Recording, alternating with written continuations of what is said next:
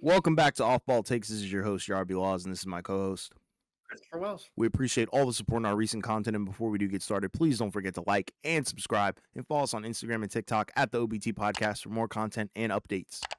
Yes, we're here. We're back at it again, and this time, let's talk some Summer League. Because so far, we're through the first few days of the Summer League. You also had, I guess, the Salt Lake City one, California Classic, but this is mostly about the Vegas one.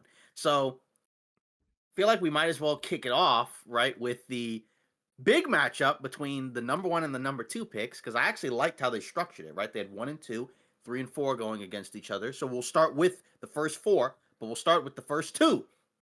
And we'll take it off and kick it off with Wizards Jazz. Now, the Wizards, this is your team. This is your guy. Mm-hmm. This was the guy that we both had mocked at number 1, AJ Debanza. Obviously, he faced off against Daryn Peterson. So, as a Wizards fan who got the number 1 pick, who got this guy, what did you think of what you saw from the number 1 and I guess the number 2 pick as well in this matchup? But we'll start off with the number 1 pick. Man, they're both special. I just want to say that off rip. Like, these guys are both great talents. And like you said, we do have to start with AJ. That's my guy.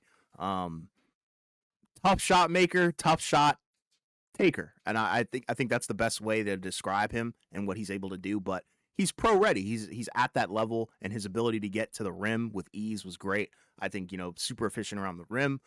3-point shot, little questionable, but I think that was kind of to be expected. That was the one question mark that people had about his game on the offensive end was, what does he look like from the 3-point line? And thus far has not hit a single one. But, he might have another game, I believe, tomorrow or whatever, but we'll see if he actually plays. However, offensively, I think the guy is going to be great, especially when you pair him with a lot of, the Wizards guards that I think are going to be spectacular, the other floor spacers on the team. Like, he's just going to be able to get to the rim with so much ease, and that's what I'm really excited for, right? Because, his first bucket, I think, was a reverse layup, in the paint, obviously, and then one of his later buckets was a freaking poster, right? So the ability to just get on that rim is the best part of his game, and I like that a lot. I think he showed some defensive capabilities as well, using his length, using his frame, whatnot. But his ability to get to the line, I think, shows you that he's going to be a star in the making, right? Because he's tenacious with it. The skill, the finesse as well. The mid-range shot-making ability was amazing, too. Like, I get it. He wasn't super efficient. I think he was, like 7 for 18 from the field. Not terrible.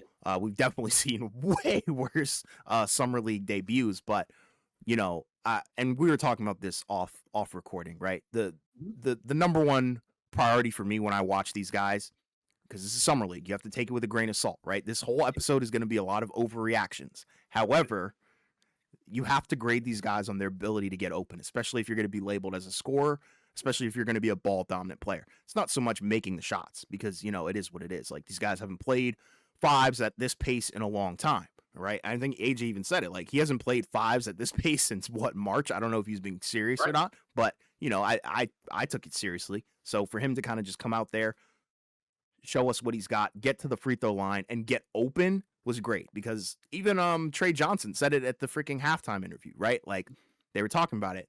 What do you think of AJ? He's like, well, if he just puts a little bit more on the shot, like all those shots are going in because they're virtually uncontested. Right, that's how good of a shot creator he is, and he's going to live in the mid-range in the NBA. He's going to live in the paint. It's just a matter of, does the 3-point shot come to fruition? Does he tighten up his handle? I think the handle looked a little awkward as well. Like, I'm going to be fair and critique it as well. So lots of positives and only 2 negatives for me. But shout out to him, and I'll let you talk about AJ, then we can get into Daryn. Yeah, exactly. That's kind of the big thing when you first watch him, and we talked about it in the mock draft, right? Where it's the size, the frame, the skill, and the athleticism all in one package, right? He's what, 6'9", but he's not really skinny. I know he's listed as 210. He doesn't really look like, he's a little ways away from an NBA frame. And like when you're watching him out there, there's not a lot of guys out there that could really match up with him physically, right? Like Utah didn't really have any real one guy that they could really put on him for stretches where they felt like, yeah, that's an okay matchup. Like you mentioned, the 3-point shot. Hopefully that's the part that comes around, because you kind of wonder, like, when you look at the full Wizards lineup, right? Like the shot distribution, what is that going to look like, right? Because like he probably won't have the ball quite in his hands as much. Mhm. But like you mentioned, the fact that he can still get to the rim, that's going to help transition offense, right? Just he can also get downhill, get to the free throw line. The free throw line change was kind of weird, Yeah, we right? could talk Where about that. you make one free throw and you just automatically get the 2 points. So for guys who are decent free throw shooters, that's pretty helpful because, like you mentioned, he got to the free throw line 8 times. He was 7 of 8 from the free throw line. So that's pretty impressive. And that's kind of the difference, right? In terms of like when we had him mocked at number one, where it's like he's big, but because of the skill level, that kind of has to factor in, right? With like when you're drafting and you're trying to see like, okay, you have a guard who's skilled, you have like a wing who's skilled, you have a big who's skilled. Which guy do you take, right? Well, usually you kind of try to lean more so towards the guy with size, right? Usually, right? Maybe a big is a little bit different Mhm. because usually bigs don't really create their own offense as much, right? But just in watching him, it just physically was kind of the most impressive part. And it was cool how he got after it, right? It wasn't like he took it in a way where it's like, it's summer league. I can kind of just lollygag and do whatever, right? Like he was actually playing really hard on both ends of the floor. Like it clearly meant something to him. And I guess Peterson as well, right? Where it's like, oh yeah, these guys actually really care about this specific matchup because they played against each other in college. They're the number one and the number two And high picks school. and high school as Yeah. well, right? So everything that we were looking for intangibles wise, even communication, right? You can see him speaking to everybody, right? Like you can't hear necessarily like what he's saying all the time, but you can see that he's talking to everybody and making sure that everybody's in the spots that they need to get into. Mhm. So pretty much like you said, all the positives were there and the negatives I think you just kind of hope they'll be shored up in time. And some of it won't matter quite as much right away just given like who he'll be playing with, Of right? course. Like he'll be playing with a guard who plays with the ball in his hand. You know, he'll be playing with some good defensive bigs. And like you mentioned, there'll be other guys who will be playing with shooters or who are shooters. So, like, that's a team where it's like that becomes a very exciting team to watch going into the season. So, I'm pretty excited about him. And Oh then yeah. from the Peterson side, I think the cool thing with him was he shot 6 for 18, which doesn't sound great, but like you mentioned, he got his shots off. To be fair, he was getting blitzed and trapped. So, like, that lets you know that we're keying in on this guy. We're going to make sure he doesn't get his offense off. He had 9 fouls, he had 8 turnovers. But I liked the fact that he could get to the basket and he was pretty comfortable with the floaters, right? Where he's just kind of driving in the paint, just comfortably getting that shot off. He put up 7 threes, and some of them were like kind of at the end of the clock, like a couple ill advised ones where it's like, it's not really your fault. It's just kind of how their offense was structured. You're not Mhm. really playing with another point guard because he's basically the point guard, right? I think for Utah, he'll slide in at the two more so than the one. He'll probably get some combo guard, point guard minutes at different points, but just being able to play with another shot creator will be very helpful for him. And then the other good thing was also combine that with the Utah Summer League. It's very clear that the concerns that some people had about him not really caring or not really feeling like he is all that into this, those concerns should be gone, right? Because he's playing. You can hear in his interviews and the things that he says, right, that he's clearly very committed. You know, it kind of reminds me of Ant, right? Where like everybody like coming out of that draft and going into the draft was like, eh, does he really care about this? Yeah. Then, like, when he steps out on the floor, it's like, yes, he cares very much. He cares deeply. Mhm. So I like the completeness of his offensive game, right? Just because, like, you don't usually see, like, a guy who's like 18, 19, who's like, oh, you actually can shoot. You can handle the ball. You can also drive and put the ball on the floor, right? Like, the 3 level shot creation is pretty good. It's just obviously, like, I just don't think he's a point guard right now, but he's going to have the opportunity to have the ball in his hands and learn how to navigate those traps and those doubles and blitzes because that will happen Yeah. at some point, right? Because we know based off of his ability as a scorer, like there's going to be points where he's going to get hot and teams are going to make sure that they can kind of game plan and trap him and figure that out. So these are like good ways to learn a lot of this cuz you know, like I said, when he's on the regular roster, he's going to be playing next to some other guards as well. But for now, it's good for him to kind of get all this out of the way and kind of continue to learn. So it's like it wasn't really a concerning performance to me because it's like you know, like I said, in the games that I've seen him, he looks very polished on the offensive end. So it's kind of the main thing where it's like the number one and the number two pick, very skilled offensive players. One 6'4", 6'5", the other 6'9". but they're ready to roll and they're ready to contribute for their teams right away. And Utah obviously is in a little bit different spot because they're in the West, but they have a lot of good players as well. So I'm pretty curious to and excited to see how all those guys fit together too, because they got a lot of good players there. Yeah, I'm grading Daryn Peterson a little differently just because Mhm. I think their summer league roster is garbage Yeah, compared to the Wizards one, right? And it's kind of like what you said, like you're gonna leave Cody Williams wide open to double Daryn Peterson, straight up, respectfully. Like you couldn't do that, I think, with the Wizards team because they had a guy like Trey Johnson, they had Will Riley, Mhm. some bigger names where it's like, you're not gonna just leave those guys wide open. So, with Daryn Peterson, I think he proved a lot. He Mhm. showed a lot, showcased a lot. The athletic ability, the defensive. Um, you know, I guess intangibles for sure. Like there's stuff that you can't really teach. I Right. think he made some good reads. However, he also proved that he's not a point guard. Um, Mhm. but I think he did prove that he's just as good as AJ, for sure. Just in terms of that ability to get open, right? Like a lot of times where he was wide open, and these are good defenders. Like Jameer Watkins, I know people probably don't know much about him, but that's a guy who Mhm. got decent play on the Wizards team, and his calling card is defense. So Right. you know these are like hallmark players, like for sure. And I think people aren't talking about it enough, like how generational this draft class is and is going to be down the line. So to see these guys, face off in the summer league like this, generational, bro, generational. And yeah, Daryn Peterson dropped freaking Jameer Watkins, just missed the three. Yeah. So it's things like that where I'm watching and I'm like, this guy is going to be elite off the ball with Keontae George. Like you literally cannot make it up. Like that's a dream Yeah. scenario, I think, for Utah fans. You should be happy. You should be grateful that Daryn Peterson is on that team and he's gonna Mhm. ball out and he's gonna be an absolute stud for that roster. And he's the missing piece for them for sure. And I think, they're gonna take some leaps offensively. I think defensively is probably where I have a Mhm. question marks about Utah. But, in his game, I really couldn't find a whole lot of holes except for maybe like mentally. Like, you can't let Jameer Watkins get in your freaking head like that and, shove Mhm. people and turn the ball over and get offensive fouls and whatnot. But, I think that was just frustration of him not being able to, come out on top against, Mhm. AJ. That's what it boiled down to for me. Yeah, and I think that's kind of the key cool takeaway is like when you look at the first four picks, everybody's first four picks were all the same, even if they weren't in the same order. Sure. And so far, all four of those guys really showed out, right?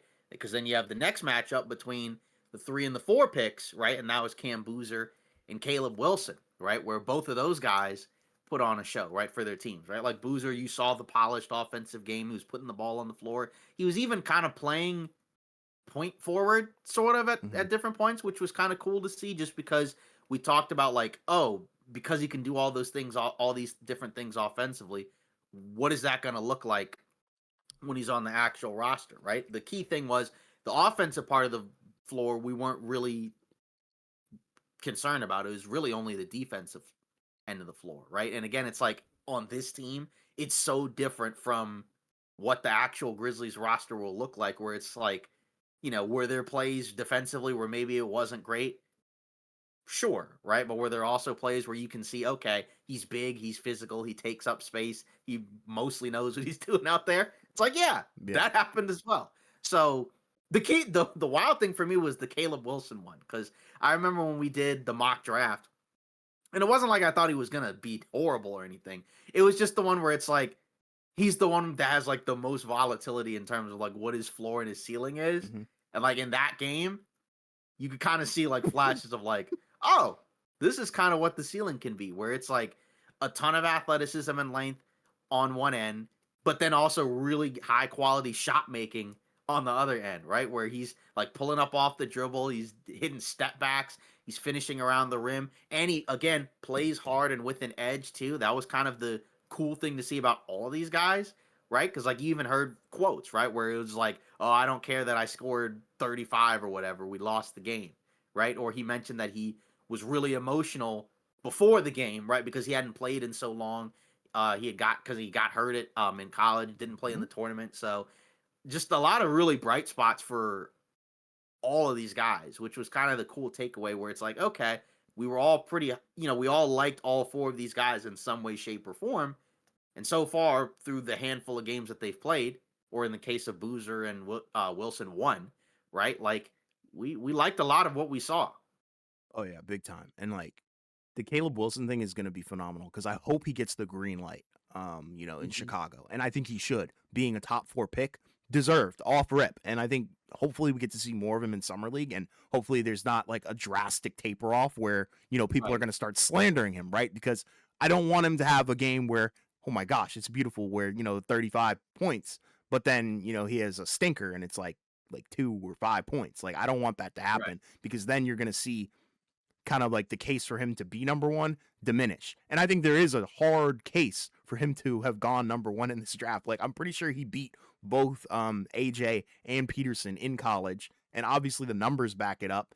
The spunk, the moxie, I don't know what the word is, aura, right. whatever you want to use, right? It's all there. Like the shot making ability and the freaking defense. What a chase down Yeah. block by him. Like I'm just in love with the idea of a prospect like him. It's just the potential's got to come to fruition. I think on both ends of the floor, there's got to be less Mm. recklessness. Because the Right. turnovers are a big deal. So we'll kind of have to see what that looks like in the league. But I hope he does get a green light. And then with Boozer, I think that's going to be the rookie of the year. Just because of the Mhm. situation he's in, I think it's going to be similar to Caleb, where it's like you got the ultimate green light. You're probably the franchise guy in Memphis, and I don't think they're going to be as bad as people are probably, you know, pegging them to be. But with him at the forefront, I think he's going to take up a lot of space. He's going to be able to score pretty much at will, and I think that was the one question was, does his offensive game translate? And Mhm. you know, a couple pegs down at this level, summer league, it is summer league. Take it with a grain of salt, but he looked just as unstoppable in college as he did Right. here. So, you know, I think he's going to be okay. They're all going to be great. Top 4 are Yeah. safe. And his teammate, right, Cedric Howard at the end of the game was like, it's wild that he's 18 years old, right? Plays Because like a it's grown another guy man. kind of like, yeah, it's another guy kind of like AJ where his frame doesn't really match his age, right? Where it's like that doesn't look like a guy who's 18, not going to turn 19 until a little bit later in the year, right? He looks like he could be like 24, Seriously. 25. So, but like The way he's, they and that's, carry themselves too, yeah, exactly. Like you on and said, off the court. right. Like I said, the mindset and the polish is also really impressive as well. So, and like I said, that's the thing is we kind of liked in some way, shape, or form all four of these guys. Like I said, just to varying degrees of how great we think that they're going to be. Mhm. Right. It's once you get out of the top four where everything kind of just is all over the place. Right. So we don't have to like go through all 30 picks. We don't need Sure, to do that. sure. Right. But like I said, now that we're out of the top four, now we're kind of starting to move into the guys where it's like, some of you I might have liked, some of you I haven't liked what I've seen so far, right? And Mhm. so the fifth pick, right, that's the Clippers, who've got their own stuff potentially to handle. I guess we can mention later, right? But Keaton Wagler, right? He played in his first game in the summer league, right? And it looked pretty rough, right? Where it was like the opposite of what you mentioned with like AJ and Peterson, where we're talking about like, oh, this is a guy like these other guys are guys where even if they didn't shoot that well, you can see that they have no issues getting off shots, putting up shots, right? Just like getting to their spots. Whereas with Wagler, he was getting blitzed and doubled and trapped, kind of like Peterson, but he didn't have as much. He couldn't find as much success getting anywhere, right? Like he only put up, I think, what, 7 shots? Yeah, it was 1 for 7, 1 for 5 from three. Got to the free throw line 4 times. He had 5 fouls. I guess you could argue he flashed maybe some defensive chops, but he just didn't look very comfortable out there. And yeah, like their summer league roster is not amazing. They do have some guys like that are NBA-ish players, right? Like Kobe Sanders, right? Who I think they just recently re-signed. He had a lot of really good games last year. I mean, other than that, I guess it's like Cam Christie, bunch of other guys. I think they drafted Baba Miller, right, as well, right? He was in the draft. Mhm. So Nick Martinelli, but it didn't look that great. So it's one game. Like you mentioned, this summer league is going to be filled with overreactions. But for a guy that we like felt pretty confident, and most people felt pretty confident that he was like the fifth guy, which basically means you're the first guy after the top four. It didn't feel very encouraging. It felt kind of disappointing. like I said, for all these guys, I'm willing to give them the benefit of the doubt. We've seen some players that are great players have horrible summer leagues, but this one was one that you gotta flush down the toilet and hopefully bounce back. So Right. it's like I'll be watching it. Yeah, and it's like, to that point, we've seen some terrible debuts, right? Like Cooper Mhm. Flagg's debut was not great. Wemby's debut Right. was not great. I'm not comparing, Keaton Walker to freaking those guys, but Mhm. it's like you said, the ability to get open, right? Like a lot of those guys were able to just kind of get open, shot didn't fall. But this guy created Mhm. no separation, jumper wasn't falling whatsoever, and like one of the only field goals he made was a wide open shot where A Cuff kind of just fell asleep. So not too confident in this summer league debut. Was not Mhm. great. Not ready to give up on him, but definitely my least favorite performance and definitely a stinker in my opinion. And I think, there's a lot of room to grow. It's only one Mhm. game. And, but for a top 5 pick, like you said, scream more like out of the lottery pick kind Yeah. of deal. But we'll get to it. Yeah. So now I guess we'll move into the next three guards, All right? right. Mikael Brown Jr., Acuff, Kingston Flemings. How did you feel about all three of those guys? Because this was another crop of guys where like each guy had a different type of performance where it was like, okay, you left feeling something about all these guys, but each one gave you a different feeling. Yeah. Um I'm gonna start with my favorite. How about that? I'll Hmm. start with my favorite of the three. Mikael Brown Jr., who I had Right. mocked going to the Nets. Yes. Perfect. I think he's one of the sleeper picks, has been from the Mhm. jump, and that's why I mocked him as high as I did. I just didn't have faith and confidence that the Clippers would pick him, and that's why I didn't have him going there. But I think he's the best of those guards, right? Just because of his ability to be shifty, right? It's the ball handle is there, the playmaking ability is there, shot selection.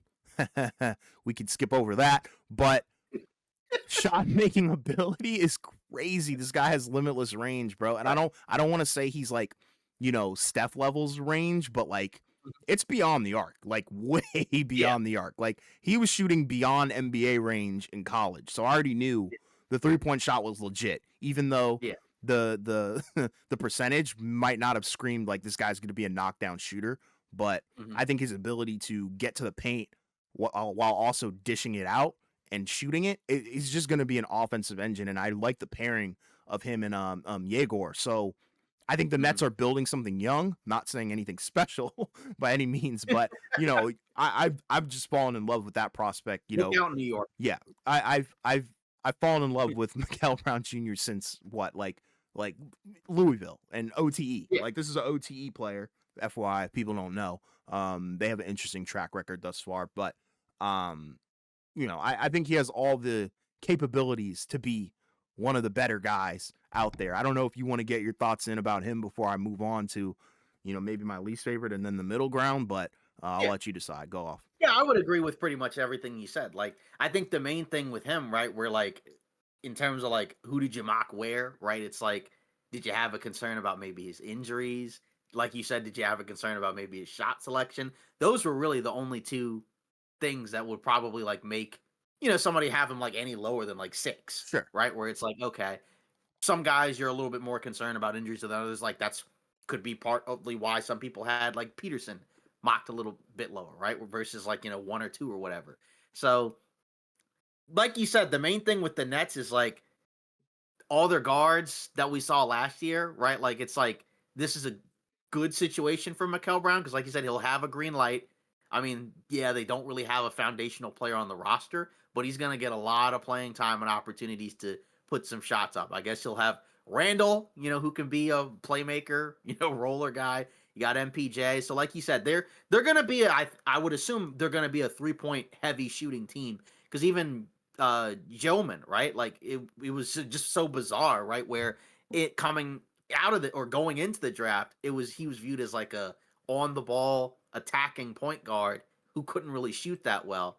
But then when you watch him in the NBA, it's the opposite, right? Where he's actually more comfortable shooting the ball, not being a primary ball handler, but then not being as strong at finishing or attacking, right? So like you said, that's where I think there should be a pretty good pairing with a lot of these guys, and I guess there'll be a competition for the quote unquote starting point guard spot. But I mean, my guess is he probably gets the starting nod if I had to guess, right? I mean, they took him fifth over or sixth overall, Yeah, so it's he's like, gonna start, yeah, yeah, and yeah, Jaegor's yeah. probably gonna slide to the 2 Yeah, and I think he's got the highest ceiling of all their for guards. sure, Just bro, because, like you said, the shot making and being able to pull from deep is a skill, and right? make Like it. we need right, exactly. So, like you said, just the shot selection, the playmaking, can that get under control? And maybe that's not like the best spot to learn, but there's going to be some opportunities there. Yeah. I'll be nice and move on to the guy who I feel like is the Mhm, middle ground mhm. between good and bad. I'm gonna go with Kingston Flemings. I've liked what I've seen from him from a playmaking perspective, and that's exactly why he was drafted to Atlanta and where he was. Right. That's exactly why he headed up that Houston offense right in college. So Mhm. the playmaking is there for sure. He was able to get open, just hasn't really been able to knock down shots. Right. The Salt Lake City Summer League or whatever, that was better Mhm. for him. I think it Yeah. was better showings for him, but in the Vegas one, not so much. Mhm. A little inefficient. You know, Yeah. inside the arc, but Mhm. like I said, it's not like I dislike him as a prospect. I like him. I like him a lot, and I think the playmaking, like I'm gonna continue to say, is 8 a assists and 1 turnover is exactly. nothing to see in the summer league. Yeah, and it's like, his ability to navigate and master the pick and roll. It's stuff I already knew about him. That's why it's kind of like I'm in the middle about it and I'm not, jumping for joy cuz I just already knew, and it is what it is, but Right. he's one of those guys going to live in the mid-range, and he's going to get a lot of his buckets, at the three-point line as well, and just continue to master that pick and roll. And I think he's going to be a good lead guard for Atlanta, and maybe he'll start off by learning from McCollum, which maybe helps with his shot making ability, because that's probably the only question people really have, and maybe defense too. I think defensively people are not too high on him, Mhm.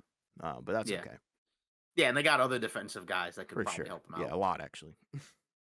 Yeah, exactly. So, yeah, like you mentioned with the Fleming thing, like 8 assists, 1 turnover. Like you mentioned, the shot making isn't quite there, but I mean, like I said, some of these teams it's a little bit hard to kind of read into, right? Because like when Sure. I'm looking at the Hawks summer league team, I mean, they did have Edgeofor, right, who was out there and he looked fine, right? He actually looked pretty solid. Mhm. So that was a pick where I think in real time, like we didn't really expect it, but it's like, they did need another big to have out there. So and then Visar also played as well, right? Because that was the guy where he fell in the draft, but then he ended up getting, I guess, signed and getting a contract from Atlanta, right? In a way where I guess maybe some people thought he might have gone to another team.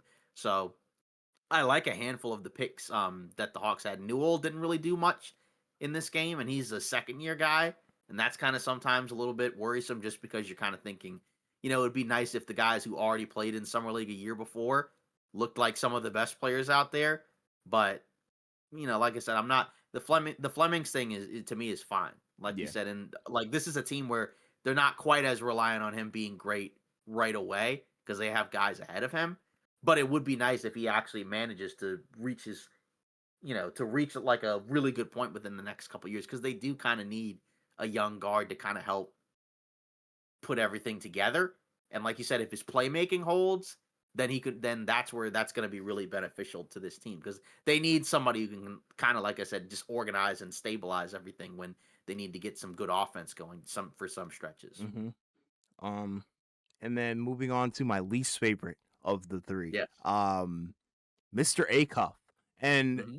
during the draft stream, during the mock draft video, I know I'm not as high on Acuff as a lot of people are. I think I have questions about his defense. I have questions about how his offense is going to translate, and that's the thing. Like, my That's the God, big question. like, yeah, he can get open, but like I said, there's a difference between getting open and shot chucking, and I think that's kind of what I've been witnessing is more so shot chucking. Like, okay, you're able to score, 28, 30 on 30 shots. That doesn't really entice me, right?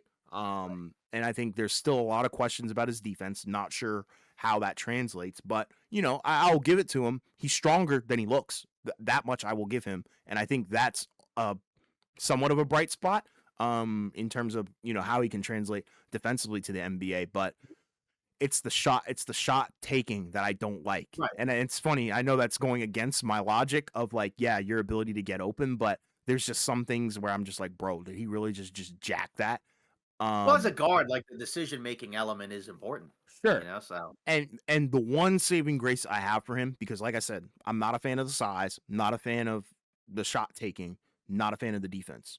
The playmaking flashes are there, and I see the vision with what Sacramento might be trying to do. But the only way that Mhm. that's going to work is if he's got like the keys to the entire freaking franchise. Like if he's going to Yeah, be your guy and no one else is getting, an obscene amount of touches and the offense is run through him, then maybe you have something there. But yeah. even then, is that something going to lead you to wins?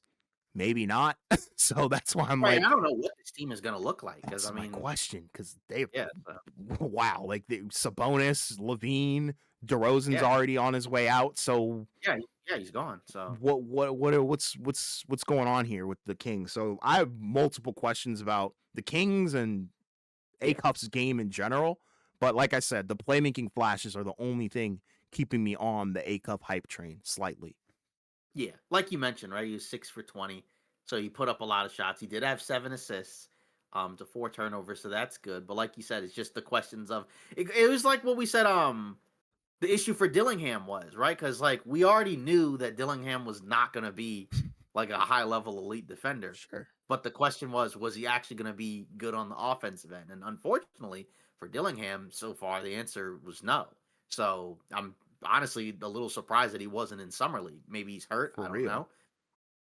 But that's kind of really the question is like you said, like how good is he actually going to be on offense? Because if he actually is an elite offensive player, then the defense is still not going to be great, but it won't hurt you probably as bad It because won't he's giving you matter. consistent scoring. But if his offense is not good or not great, then that's a problem, right? And like like is this the team where like you said he's actually going to get the keys?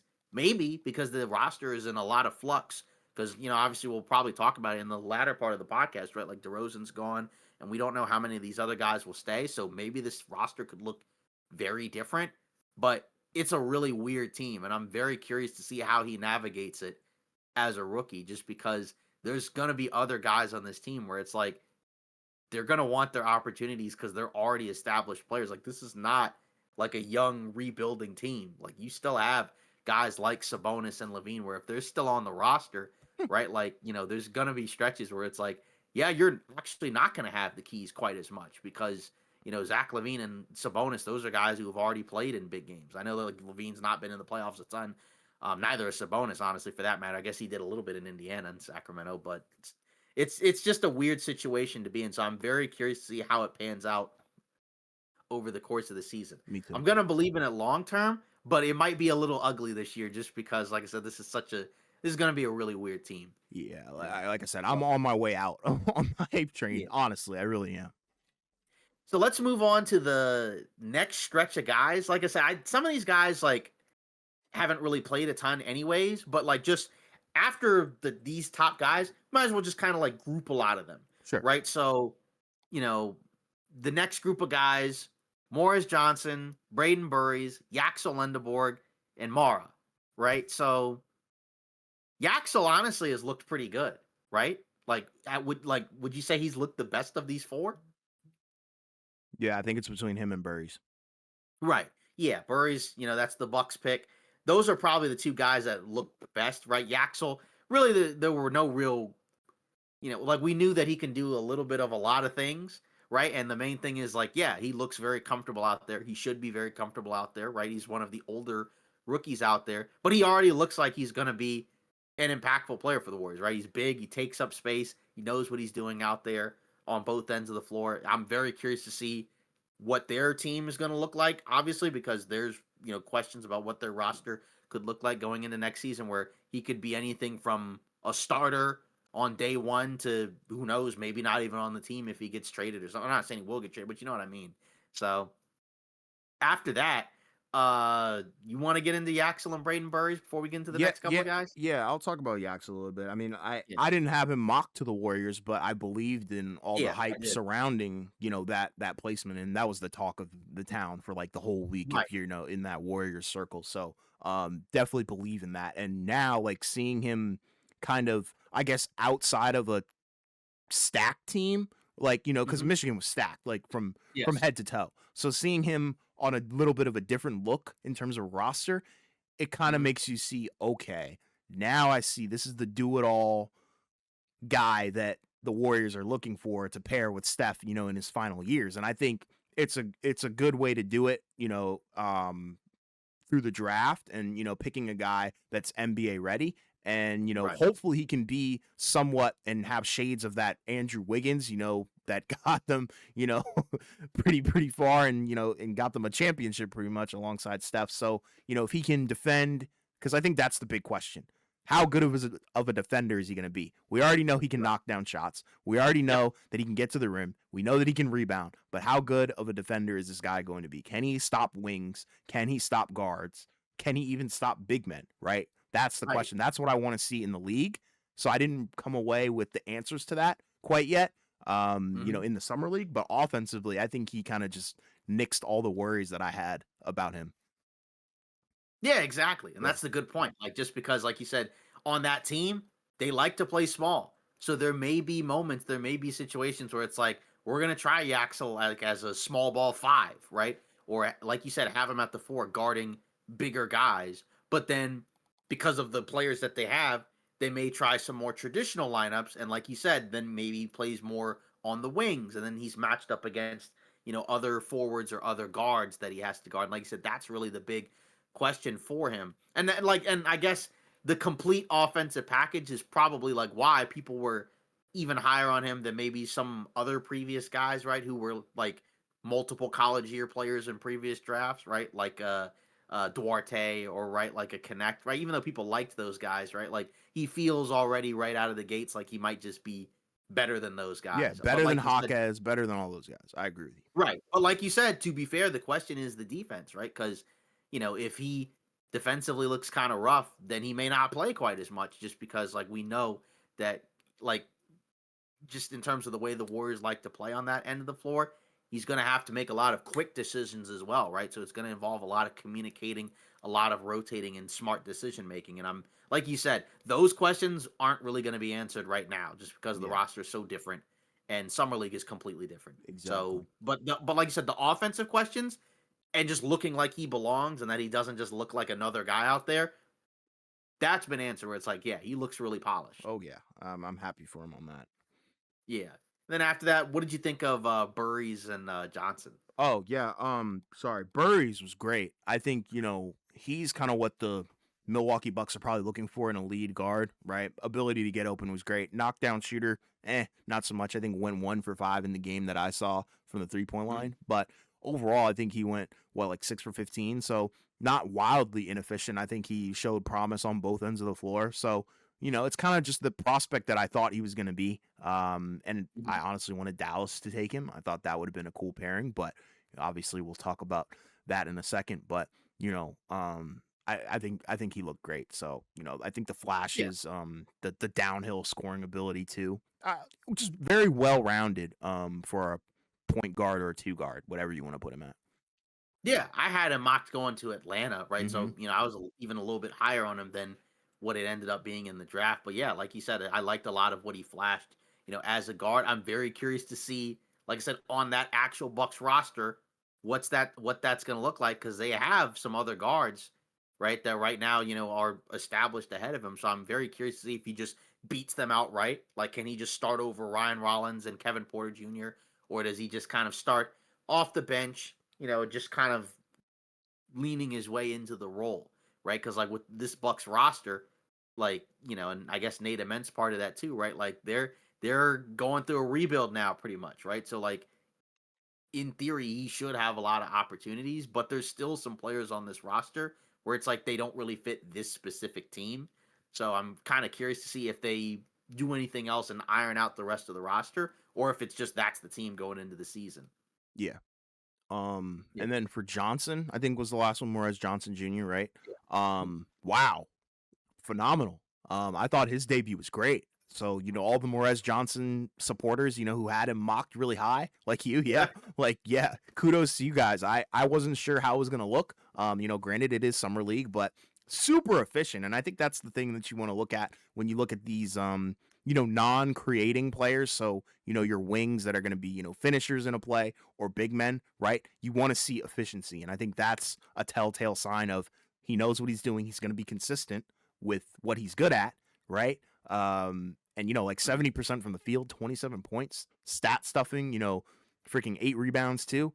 I think that's going to be a great addition alongside Cooper Flag, and I think you see why they picked him, right? They're trying to solidify their defense first, which I think is smart because, that allows and gives Cooper Flag a ton of room to just grow Mhm. immensely anytime and, probably exponentially over the season and for years to come, as long as you have that solidified defense and make things easier for him and just the team in general on that end of the floor. So I think they nailed this pick if the summer league stuff translates to the league. I'm not saying he's going to be like a 25 point per game Right. scorer, but he's going to be an efficient, reliable offensive player, but also a complete freaking anchor on the defensive end alongside Coop. Yeah, that was kind of the big thing where I had him mocked, I think, at 10 going to the Bucks, right? Just because of his defensive abilities, versatility, athleticism. I liked that he was okay, comfortable taking some threes out there. I don't know how much that'll translate because that was something we talked about in the mock draft where it's like, could he actually expand his game out to the 3 point line? But even if he doesn't, he's still very effective around the basket. And he's just super active out there where he's just a part of pretty much every play, right? And that's where the thing with the Mavs is like, okay, they still have some questions about their guard rotation outside of Kyrie. So, what does that look like in terms of like, is he actually going to get some opportunities, some lobs, some dump offs around the basket, because they don't have those type of guards on the roster. But the big thing is the defensive end of the floor is still going to carry him. And like you said, that's a good identity to have with Flag out there where you hope that Flag continues to grow as a two-way guy, right? Because just that team was kind of such a weird team, right? It didn't really make a lot of sense. And now that's a team that is gonna potentially be in flux where they might have a lot of changes. And I like how like some of their other guys that they drafted, like we weren't sure whether or not they were gonna stay overseas or come over, but it's like, yeah, bring them over and kind of let them play and get some real NBA burn potentially, right? Because this is a different team. And like again, as we mentioned, Dusty May, right? That's the guy who coached several of these players, right, who won that national championship with that stacked Mm-hmm. team. And I'm not saying that he's the guy calling the shots, but it's like, it's kind of notable that, yeah, this is a player that he coached. And out of the multiple players that he could have, you know, chosen. I'm not saying he's the GM, but like because it's Masai Ujiri, but just out of all the guys that they picked, they chose this guy. So that must mean that they must feel really strongly about him, and I think he acquitted himself very well right in his debut. Yeah, I agree with you. And then after that, we'll like we'll kind of wrap up like the top group, right, and finish it off with Mara. What did you think of him? Obviously, it was one game.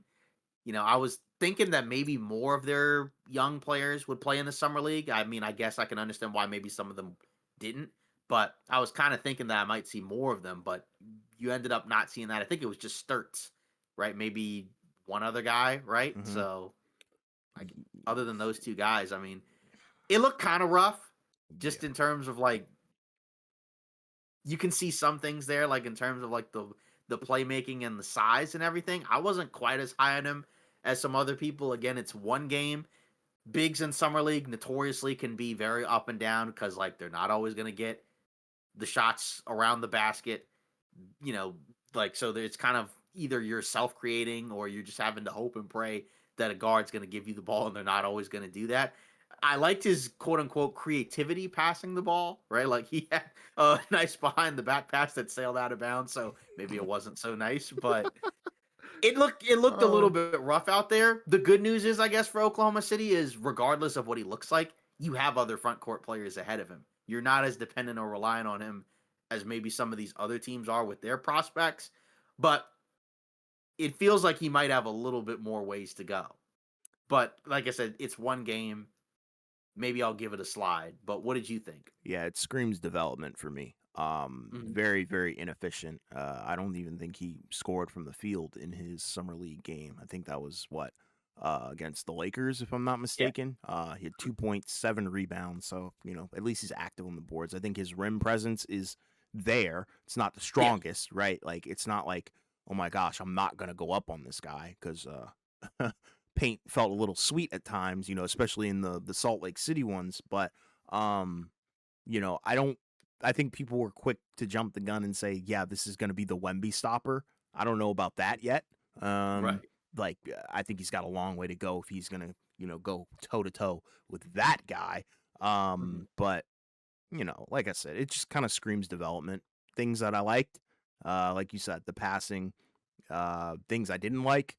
I think he's got to understand how to navigate difficult paint positioning. But like you said, it's summer league, so it's very different than what the league spacing is going to look like, and when you're going to get the ball and when you're not going to get the ball. So can't really fault him too much because trust me, I've seen terrible big men like Yeah. performances. Like I mean, absolute Yeah. stinkers. Like we witnessed the Wemby one in person, and everybody was Yeah. calling him a bust after a freaking Yeah. one game exhibition, and then Yeah. We we've saw seen. SAR. Yeah, I We was saw about to Bottle say. Watch. Yeah, We we saw saw it all. Alex R. We've seen it all. We have war Yeah. stories. So this doesn't even scratch the surface. But like I said, it's more of a, all right, this guy might not be necessarily ready to stop Wemby. So development. Let's label him as a developmental project for now. Right.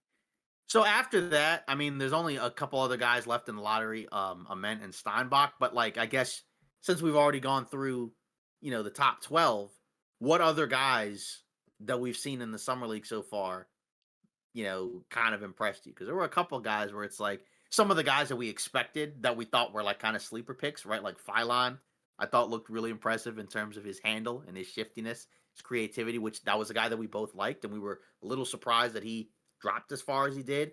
I thought Cameron Carr looked very comfortable out there on both ends of the floor, especially on the offensive end, being able to get his shot off pretty much anywhere and kind of maybe they're establishing an identity of like we might be a little bit more athletic than some people realize, right? Like, beauty's only skin deep, no pun intended.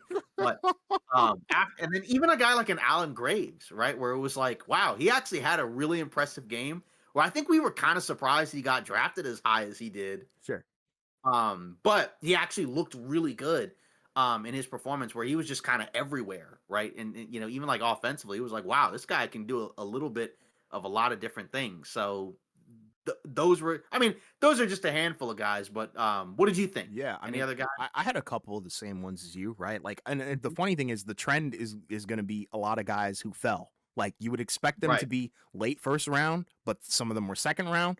But then also, you expected some of them to be lottery, and they weren't. Like Phylon, that's Mhm. my guy. I don't care. Yeah. That's probably one of my favorite players in this class, just because of, Mhm. like you said, his ability to make the game look easy. And when somebody makes it look easy like that, you already know that they've just got that factor, and he's got it, right? Where it's like, the playmaking, the shiftiness, so creative, got the ball in a string, but also that's the thing. He's not like a hero ball player, right? Because sometimes the those type of players get a bad rep where it's like, Right. all right, well, you're kind of over dribbling. But he's dribbling not for himself sometimes. He's dribbling to manipulate the defense on the back end. And he's gonna freaking, find the passing lane. And, he's definitely a score first kind of guy. But at the same time, he's not afraid to look for the open man. And I think that's a great dual mentality to have, especially with that Philly roster. They're going to be Mhm. special. And we'll talk Philly, as we get into, deeper into the offseason. But I have high Right. expectations for Phylon and that team. And then Mhm. Cam Carr, that's a guy who I'm Yeah. thoroughly impressed with, right? I liked the pick more than you guys when we did the live reaction. I was all I right. know. Like and the thing is, I like Cameron Carr as a player. Like I always Right. did. I didn't like him Exactly. on the Lakers because I didn't know what the heck like that Yeah, we team was didn't going to look like. But know. now We I'm had no kind of idea. I'm kind of understanding, all right, you've got a freaking wild athlete, an athlete that lives on the freaking rim but can also score at all three levels pretty efficiently. Right. So I like Cameron Carr a lot. And then my other guy was Malik Thomas. Yeah. I thought that he was going to go a little bit higher. I think Mhm. the confidence from him himself, from a lot of his fans, right? We all expected him to kind of be late first round, but I think he was picked what, number 34 or whatever, Yeah, to second round. Cleveland. Yeah, to Cleveland, and he was great. 20 points, 5 rebounds, 3 assists. So you see a lot of flashes with these guys that kind of fell or should have been higher. But I think that's also a testament to how deep this draft class is with Right. a ton of specialists, right? Because there's so many guys like the Morez Johnson Jr. guy. There's so many players where it's like, yeah, they don't scream offensive engine or offensive talent like some of these other guys that kind of fell, or like spark plugs or anything like that. But there's so many utility players where they're just going to be spot up guys. They're going to be utility defenders, whatever the case may be. Yeah. All these niche players kind of went above them, but I'm glad that these guys are showing out in the summer league, and that's really what it's for. It's really to showcase what they've got as well. But Bryce Hopkins, that was another one where that's the Denver Nuggets guy. That was another surprise for me. But he's been pretty good. So, Yeah. we basically have the same list. Exactly. Yeah, and even as some of the other bigs, right, like Taurus Reed and Sinak, right, like they Yeah. had pretty strong performances as well. And it's kind of been like a theme that we've seen this offseason where it's like centers are getting a lot of attention now, right? Where it's just like we saw a bunch of centers get paid, get extensions, right? Where it's like teams are clearly like gearing up to add more size to the roster, even if it's not like matching up with Wemby, just like trending towards these bigger lineups. Even like, and some of these big guys also like have some skill, right? Maybe not like all of them, but like that's kind of the other key too, where it's like they're not just like the old school, like just standing around the basket, just like Seriously.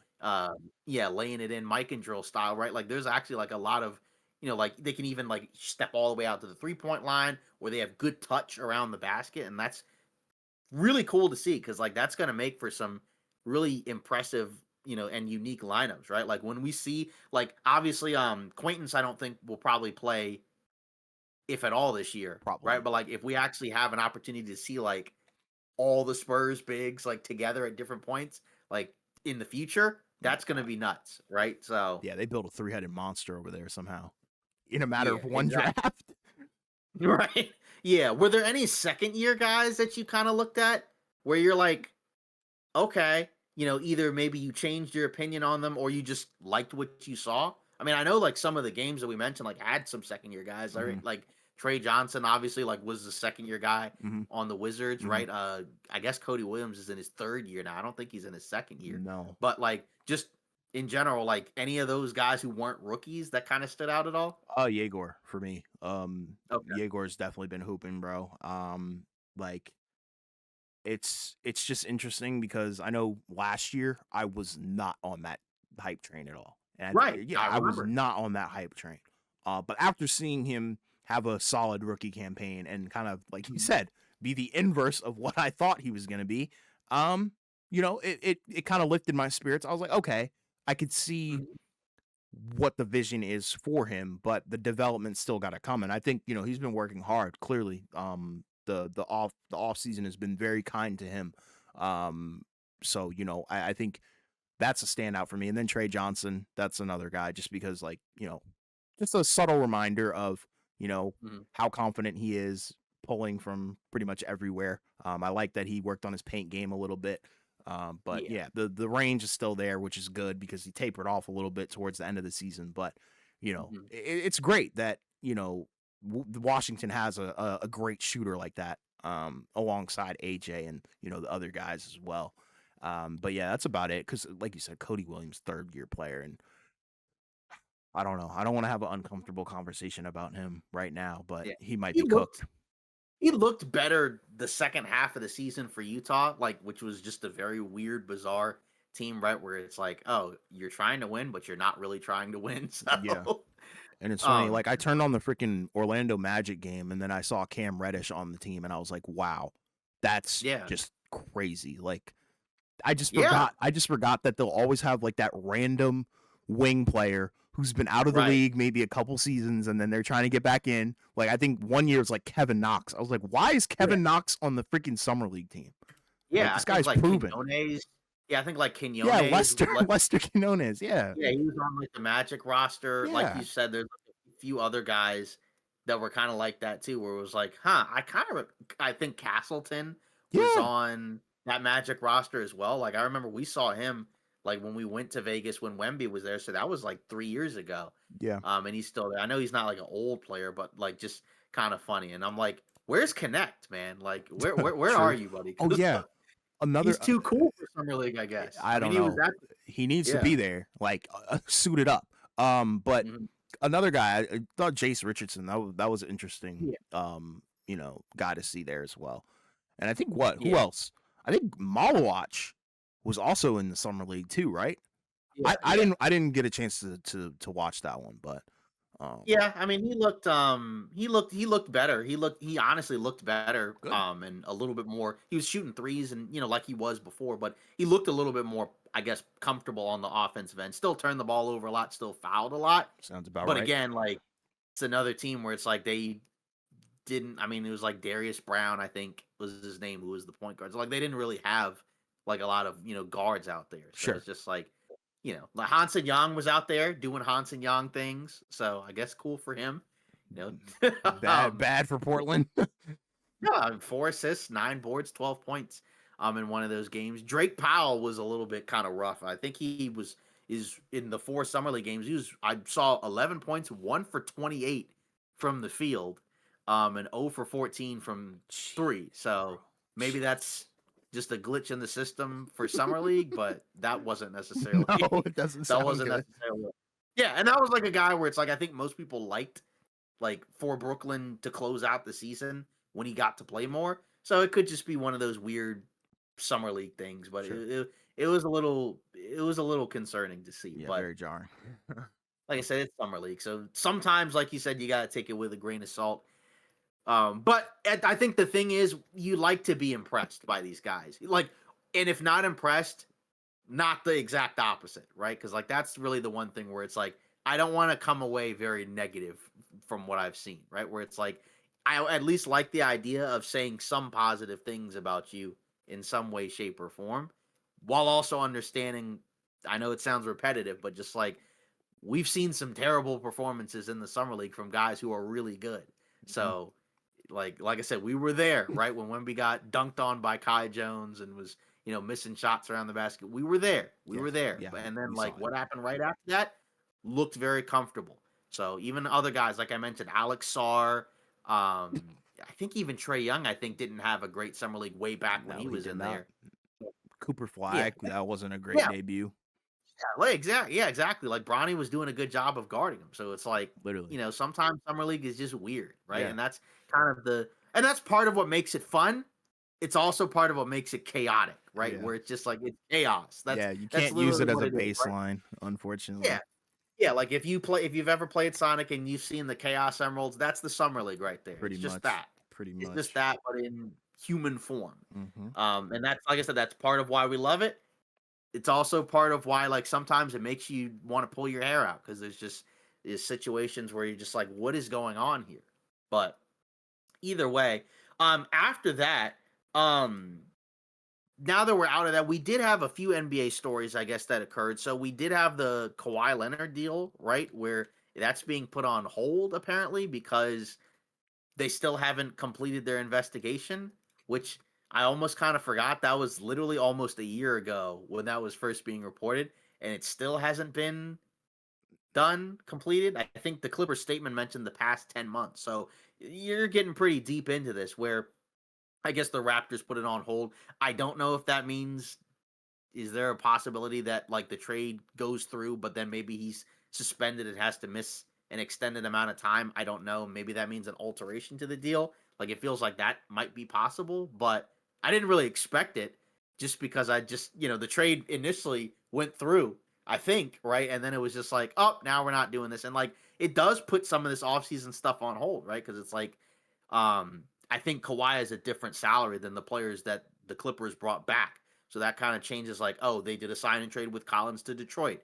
They brought in Rui, right? So like some of that, I don't know if that's even official yet, just because I don't know if they have the funds to be able to do that as of right now. And then it kind of changes like some of what the Raptors were doing. So very weird situation. I would like for them to get it done. I understand like you don't want to rush it, like just so you can be like, oh, you have to get it done by this time. And then maybe you miss something. I don't know. But I also don't know what new stuff could have been found that would have change this? I don't really know. It's just kind of weird. Yeah, it's just a messy situation overall. No need to rehash the entire story or anything like that, but Right. uh I hope the trade doesn't get completely freaking voided. If that's the case, I would be ticked off. That would be like the worst case scenario for the Yeah. Clippers, It feels obviously. like both sides want to get it done. Yeah, so like you said, hopefully they come to a swift agreement cuz yeah, I really want to see both these new teams in action. Yeah, exactly. And that's the thing where it's like it would kind of suck for Toronto, like if because I think part of the reporting also was was the possibility that you accept the trade and it goes through, but then you assume the punishment. So then it's like, I don't know, I guess does that mean the Raptors could be fine or they get their picks taken away or something like that? Or I guess, like I said, Kawhi could be suspended and miss X amount of time. I'm not going to pretend like I know what's going to happen. It just Sure. feels like that, like if nothing was going to happen, then nothing would have happened. Yeah. So it feels like we might lean towards something, but I don't necessarily know how significant it will be, which kind of sounds like a cop out, but it's just I don't know. Yeah, I agree with you. Yeah.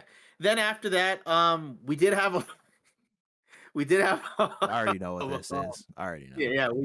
we did have an incident that happened in Vegas. Not going to spend a whole lot of time on that either, but it was just so unexpected where it's one of those stories where you're just probably minding your own business doing whatever on a, Friday afternoon or Friday evening or whatever, and then you just get a statement and then you read it aloud and you wonder like is this like one of those onion type articles, and it was like nope, this actually happened, right? Like I guess Bam and Hero got into a scuffle, and I guess they're not huge pals right now, I guess. Yeah, it's kind of wild, and I think the well, not funniest part, but the most ironic part is like not even like an hour or two or like a day later, right?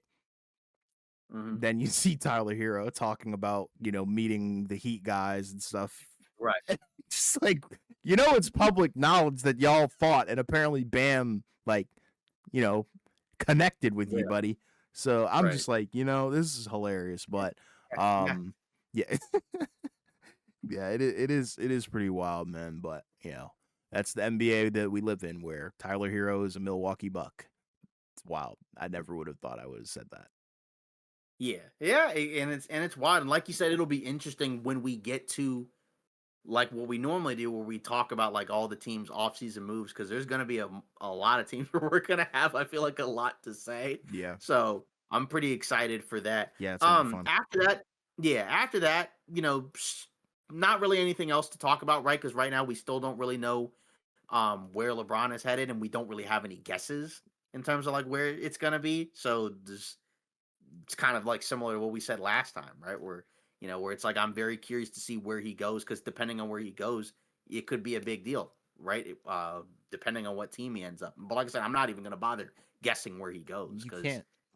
you can't, right? Because there are people like it's all over the place, right? Because like there'll be guys that'll be like, oh, it's Golden State for sure, and then they'll be like, oh no, it's Cleveland, and then they'll be like, no, Philly might be in on this, and then it's like, oh, Golden State's out of this, and then Yeah, it'll be like, no, actually, Golden State's back in this. So I don't think anybody really knows for sure, right? I think everybody. I'm not accusing anybody of lying or anything. I'm not doing that at all. I'm just saying, like, based off of whatever information they're getting, I don't feel like you're getting like a complete version of it, where it's like I think everybody's kind of guessing based off of whomever they're closest to, right? Like I yeah. said, I'm not accusing anybody of lying or accusing anybody of horrible sourcing or anything like that, right? Because It's I don't know, engagement farming at this point, man.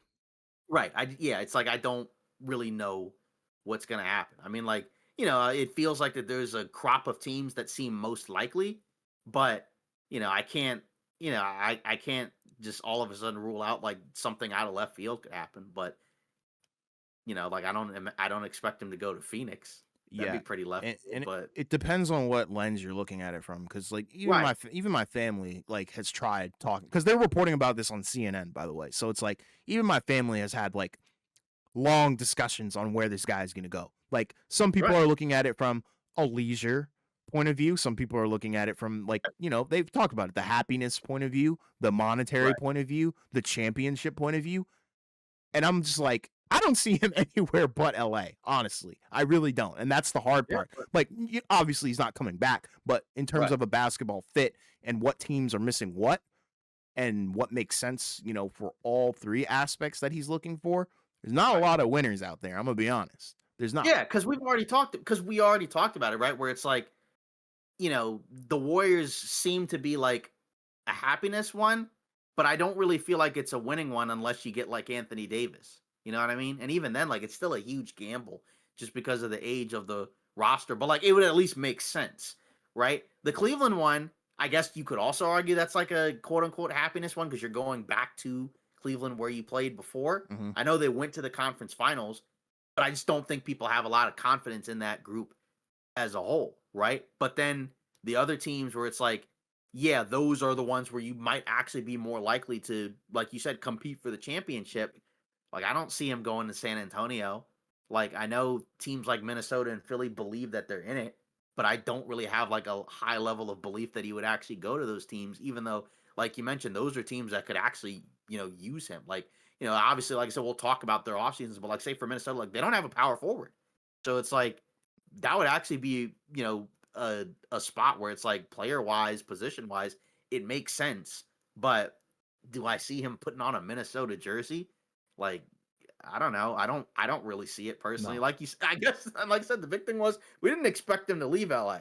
I know there's a lot of people before he left who felt like he was leaving, but I just didn't see it. And like to be fair, there were people who cover the Lakers who thought he was coming back.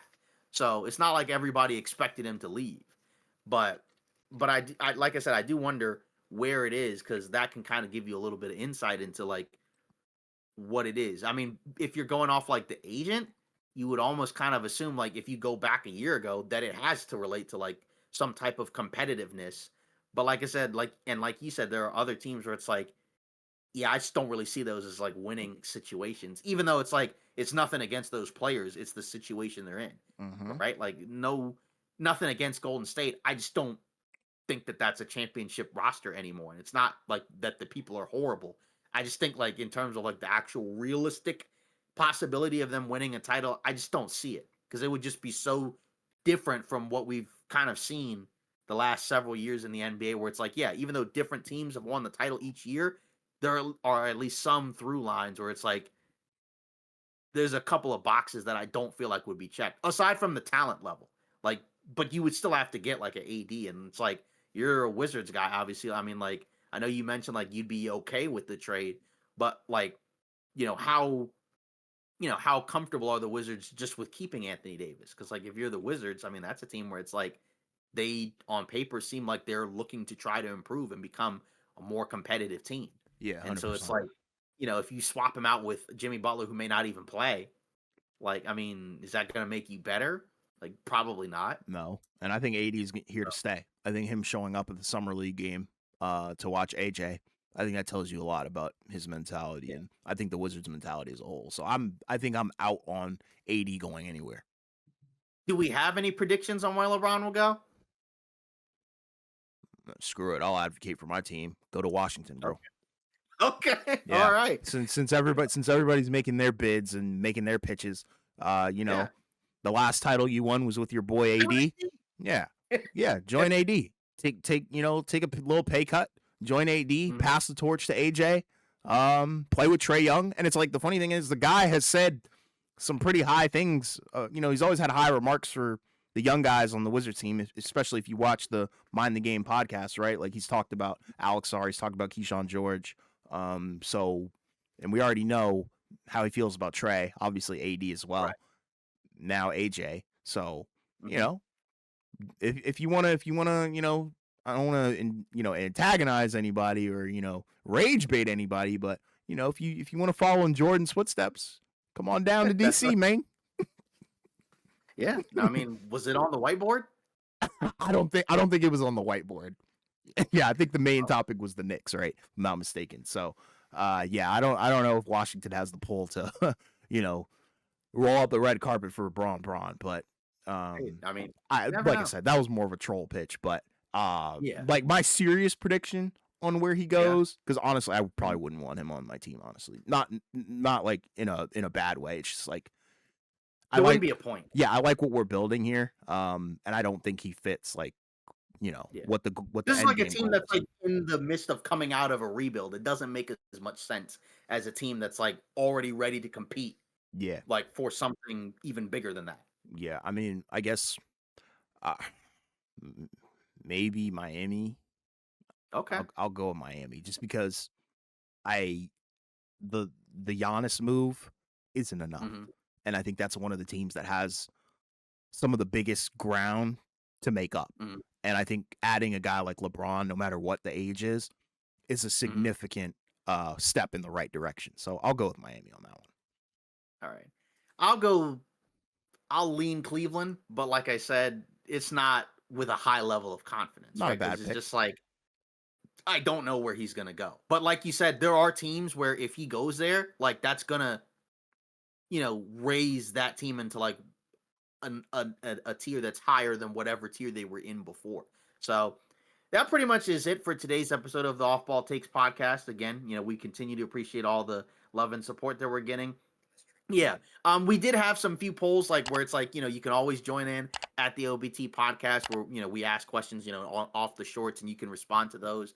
Also continue to like and subscribe to our channel to help the channel grow as we're getting into the off season, and we're going to have to get creative in terms of some of the topics. Like I said, we're probably going to focus a lot on the individual off seasons for the teams, but of course there's always stuff that's going to come up because there's still a few situations that are in the balance right now. So we appreciate all the support. Thanks for watching. We'll see you next time.